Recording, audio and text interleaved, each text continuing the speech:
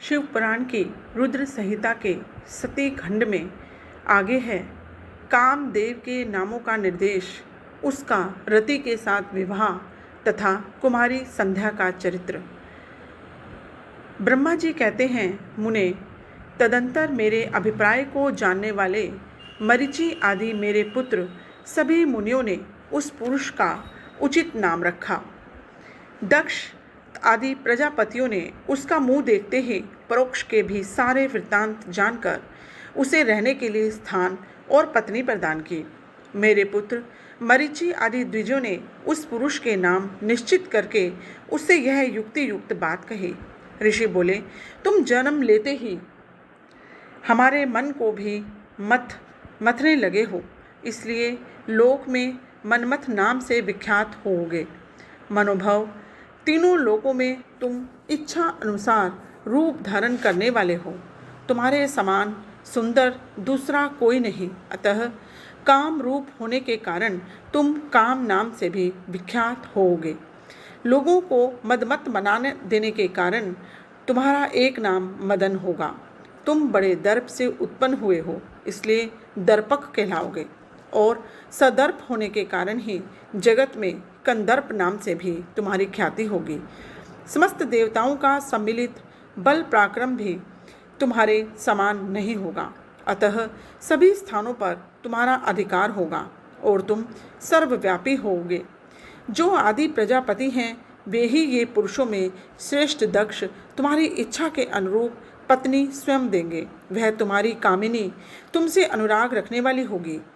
ब्रह्मा जी ने कहा, मुने, तदंतर मैं वहाँ से अदृश्य हो गया। इसके बाद दक्ष मेरी बात का स्मरण करके कंदर्प से बोले, कामदेव, मेरे शरीर से उत्पन्न हुई मेरी यह कन्या सुंदर रूप और उत्तम गुणों से सुशोभित है।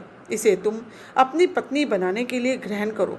यह गुणों की दृष्टि से सर्वथा तुम्हारे योग्य है। महातेजस्वी मनोभव, यह सदा तुम्हारे साथ रहने वाली और तुम्हारी रुचि के अनुसार चलने वाली होगी। धर्मतः वह सदा तुम्हारे अधीन रहेगी। ऐसा कहकर दक्ष ने अपने शरीर के पसीने से प्रकट हुई उस कन्या का नाम रति रखकर उसे अपने आगे बैठाया और कंदर्प को संकल्प पूर्वक सौंप दिया। नारद दक्ष की वह पुत्री रति बड़ी रमणीय और मुनियों के मन को भी मोह लेने वाली थी। उसके साथ विवाह करके कामदेव को भी बड़ी प्रसन्नता हुई। अपनी रति नामक सुंदर स्त्री को देखकर उसके हाव भाव आदि से अनुरंजित हो कामदेव मोहित हो गए। तात उस समय बड़ा भारी उत्सव होने लगा, जो सबके सुख को बढ़ाने वाला था।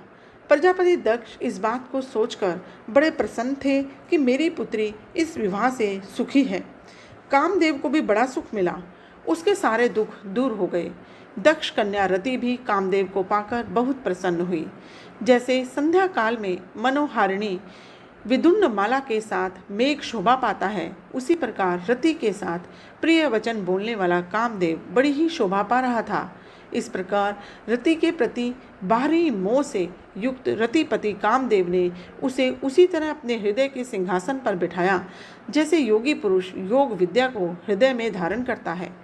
इस प्रकार पूर्ण चंद्रमुखी रति भी उस श्रेष्ठ पति को पाकर उसी तरह सुशोभित हुई जैसे श्री हरि को पाकर पूर्ण चंद्रानना लक्ष्मी शोभा पाती है। सूत जी कहते हैं, ब्रह्मा जी का यह कथन सुनकर मुनि श्रेष्ठ नारद मन ही मन बड़े प्रसन्न हुए और भगवान शंकर का स्मरण करके हर्षपूर्वक बोले, महाभाग विष्णु शिष्य महामते विधाते है, अपने चंद्रमौली शिव की यह अद्भुत लीला कही है। अब मैं यह जानना चाहता हूँ कि विवाह के पश्चात जब कामदेव प्रसन्नतापूर्वक अपने स्थान को चला गया, दक्ष भी अपने घर को पधारे तथा आप और आपके मानस पुत्र भी अपने अपने धाम को चले गए, तब पितरों को उत्पन्न करने वाली ब्रह्म कुमारी संध्या कहाँ गई? उसने क्या किया और किस पुरुष के साथ उसका विवाह हुआ? संध्या का यह सब चरित्र विशेष रूप से बताइए। ब्रह्मा जी ने कहा, मुने, संध्या का वह सारा शुभ चरित्र सुनो जिसे सुनकर समस्त कामनियाँ सदा के लिए सती साध्वी हो सकती हैं। वह संध्या जो पहले मेरी मानस पुत्री थी, तपस्या करके शरीर को त्याग कर मुनि श्रेष्ठ मेघातिथि की बुद्धिमती पुत्री होकर अरुंधति नाम से विख्यात हुई। उत्तम व्रत का पालन करके उस देवी ने ब्रह्मा, विष्णु और महेश्वर के कहने से श्रेष्ठ व्रतधारी महात्मा वशिष्ठ को अपना पति चुना। वह सौम्य स्वरूप वाली देवी सबकी वंदनीय और पूजनीय श्रेष्ठ पतिव्रता के रूप में विख्यात हुई। नारद जी ने पूछा, भगवान, संध्या ने कैसे, किस लिए और कहाँ तप किया? किस प्रकार शरीर त्याग कर वह मेधातिथि की पुत्री हुई?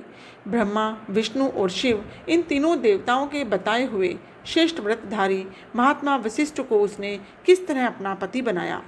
पितामह, यह सब मैं विस्तार के साथ सुनना चाहता हूँ। अरुंधति के इस कौतूहल पूर्ण चरित्र को आप यथार्थ रूप से वर्णन कीजिए। ब्रह्मा जी ने कहा, मुने, संध्या के मन में एक बार सकाम भाव आ गया था, इसलिए उस साध्वी ने यह निश्चय किया कि वैदिक मार्ग के अनुसार मैं अग्नि में अपने इस शरीर की आहुति दे दूंगी। आज से इस भूतल पर कोई भी देहधारी उत्पन्न होते ही काम भाव से युक्त न हो, इसके लिए मैं कठोर तपस्या करके मर्यादा स्थापित करूंगी। तरुणावस्था से पूर्व किसी पर भी काम का प्रभाव नहीं पड़ेगा, ऐसी सीमा निर्धारित करूंगी। इसके बाद इस जीवन को त्याग दूंगी। मन ही मन ऐसा विचार करके संध्या चंद्रभाग नाम के उस श्रेष्ठ पर्वत पर चली गई, जहाँ से चंद्रभागा नदी का प्रादुर्भाव हुआ है। मन में तपस्या का दृढ़ निश्चय ले संध्या को श्रेष्ठ पर्वत पर गई हुई जान मैंने अपने समीप बैठे हुए वेद वेदांगों के पारंगत विद्वान, सर्वज्ञ, जितात्मा एवं ज्ञान योगी पुत्र वशिष्ठ से कहा, बेटा वशिष्ठ, मनस्वी संध्या तपस्या की अभिलाषा से चंद्रभाग नामक पर्वत पर गई है। तुम जाओ और उसे विधि पूर्वक दीक्षा दो। तात, यह तपस्या के भाव को नहीं जानती, इसलिए जिस तरह तुम्हारे यथोचित उपदेश से उसे अभिष्ट लक्ष्य की प्राप्ति हो सके वैसा प्रयत्न करो। नारद, मैंने दया पूर्वक जब वशिष्ठ को इस प्रकार आज्ञा दी, तब वे जो आज्ञा कहकर एक तेजस्वी ब्रह्मचारी के रूप में संध्या के पास गए। चंद्रभाग पर्वत पर एक देव सरोवर है जो जलाशय योचित गुणों से परिपूर्ण हो, मान सरोवर के समान शोभा पाता है। वशिष्ठ ने उस सरोवर को देखा और उसके तट पर बैठी हुई संध्या पर दृष्टिपात किया। कमलों से प्रकाशित होने वाला वह सरोवर तट पर बैठी हुई संध्या से उपलक्षित हो उसी तरह सुशोभित हो रहा था जैसे प्रदोष काल में उदित चंद्रमा और नक्षत्रों से युक्त आकाश शोभा पाता है।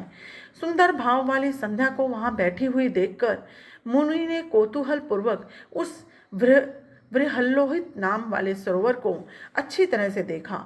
उसी प्रकाराभूत पर्वत के शिखर से दक्षिण समुद्र की ओर जाती हुई चंद्रभागा नदी का भी उन्होंने दर्शन किया।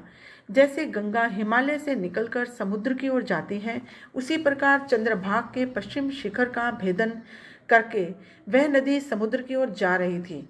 उस चंद्रभाग पर्वत पर बृहल्लोहित सरोवर के किनारे बैठी हुई संध्या को देखकर वशिष्ठ जी ने आदरपूर्वक पूछा।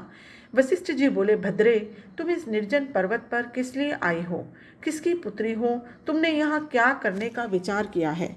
मैं यह सब सुनना चाहता हूँ। यदि छिपाने योग्य बात न हो तो बताओ। महात्मा वशिष्ठ की यह बात सुनकर संध्या ने उन महात्मा की ओर देखा। वे अपने तेज से प्रज्वलित अग्नि के समान प्रकाशित हो रहे थे। उन्हें देखकर ऐसा जान पड़ता था मानो ब्रह्मचर्य देह धारण करके आ गया हो। वे मस्तक पर जटा धारण की शोभा पा रहे थे। संध्या ने उन तपोधन को आदरपूर्वक प्रणाम करके कहा। संध्या बोली, ब्रह्मन, मैं ब्रह्मा जी की पुत्री हूँ। मेरा नाम संध्या है। मैं तपस्या करने के लिए इस निर्जन पर्वत पर आई हूँ। यदि मुझे उपदेश देना आपको उचित जान पड़े तो आप मुझे तपस्या की विधि बताइए। मैं यही करना चाहती हूँ। दूसरी कोई भी गोपनीय बात नहीं है। मैं तपस्या के भाव को, उसके करने के नियम को बिना जाने ही तपोवन में आ गई हूँ, इसलिए चिंता से सूखी जा रही हूँ और मेरा हृदय कांपता है। संध्या की बात सुनकर ब्रह्मवेताओं में श्रेष्ठ वशिष्ठ जी ने, जो स्वयं सारे कार्यों के ज्ञाता थे, उससे दूसरी कोई बात नहीं पूछी। वह मन ही मन तपस्या का निश्चय कर चुकी थी और उसके लिए अत्यंत उद्यमशील थी। उस समय वशिष्ठ ने मन से भक्तवत्सल भगवान शंकर का स्मरण करके इस प्रकार कहा। वशिष्ठ जी बोले, शुभानने, जो सबसे महान और उत्कृष्ट तेज है, जो उत्तम और महान तप है और जो सबके परम आराध्य परमात्मा है, उन भगवान शंभु को तुम हृदय में धारण करो, जो अकेले ही धर्म, अर्थ, काम और मोक्ष के आदि कारण हैं। उन त्रिलोकी के आदि संतृष्टा अद्वितीय पुरुषोत्तम शिव का भजन करो। आगे बताए जाने वाले मंत्र से देवेश्वर शंभु की आराधना करो, उससे तुम्हें सब कुछ मिल जाएगा, इसमें संशय नहीं। ओम नमः शंकराय ओम। इस मंत्र का निरंतर जप करते हुए मौन तपस्या आरंभ करो। जो मैं नियम बताता हूँ उन्हें सुनो। तुम्हें मौन रहकर ही स्नान करना होगा। मौनालंबन पूर्वक ही महादेव जी की पूजा करनी होगी। प्रथम 2 बार छठे समय में तुम केवल जल का पूर्ण आहार कर सकती हो। जब तीसरी बार छठा समय आए तब केवल उपवास किया करो। इस तरह तपस्या की समाप्ति तक छठे काल में जलाहार एवं उपवास की क्रिया होती रहेगी। देवी, इस प्रकार की जाने वाली मौन तपस्या ब्रह्मचर्य का फल देने वाली तथा संपूर्ण अभिष्ट मनोरथों को पूर्ण करने वाली होती है। यह सत्य है, इसमें संशय नहीं। अपने चित्त में ऐसा शुभ उद्देश्य लेकर इच्छा अनुसार शंकर जी का चिंतन करो। वे प्रसन्न होने पर तुम्हें अवश्य ही अभिष्ट फल प्रदान करेंगे। इस तरह संध्या को तपस्या करने की विधि का उपदेश दे मुनिवर वशिष्ठ यथोचित रूप से उससे विदा ले वहीं अंतर्ध्यान हो गए। ओम नमः शिवाय।